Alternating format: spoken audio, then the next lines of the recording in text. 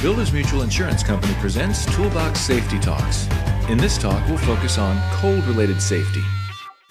Frostbite.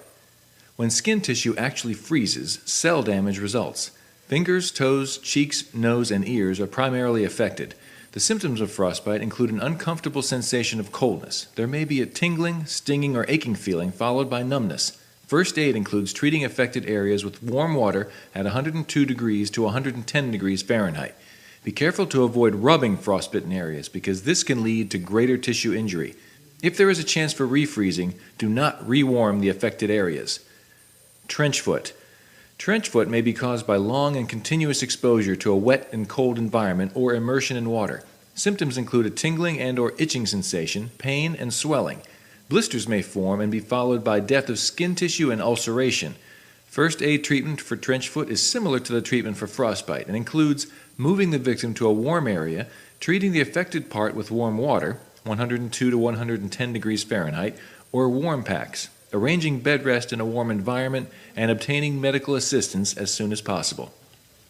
Hypothermia. The progressive loss of body heat with prolonged exposure to cold defines hypothermia.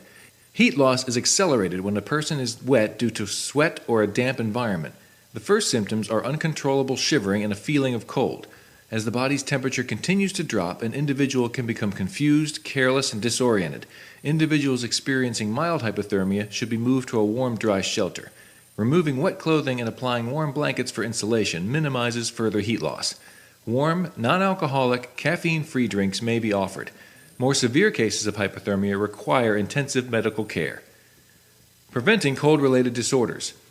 Dress appropriately. Wear layers, an outer layer to break the wind and allow some ventilation, like Gore-Tex or nylon.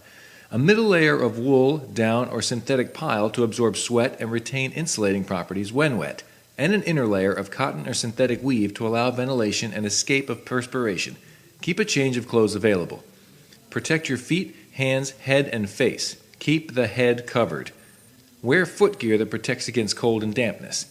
Avoid wearing dirty or greasy clothing because such garments have poor insulating properties. Provide a heated shelter for workers who experience prolonged exposure to the equivalent of wind chill temperature of 20 degrees Fahrenheit or less, and shield work areas from drafty or windy conditions. Use thermal insulating material on the handles of equipment when temperatures drop below 30 degrees Fahrenheit.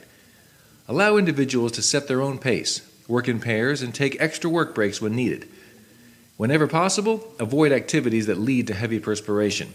Shift as many outdoor activities as feasible to the inside. Select the warmest hours of the day to work outside. Minimize activities requiring sitting or standing in a cold environment for long periods of time.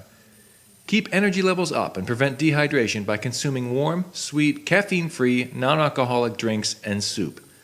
Seek warm shelter following these symptoms: heavy shivering, an uncomfortable sensation of coldness, severe fatigue, drowsiness, or euphoria.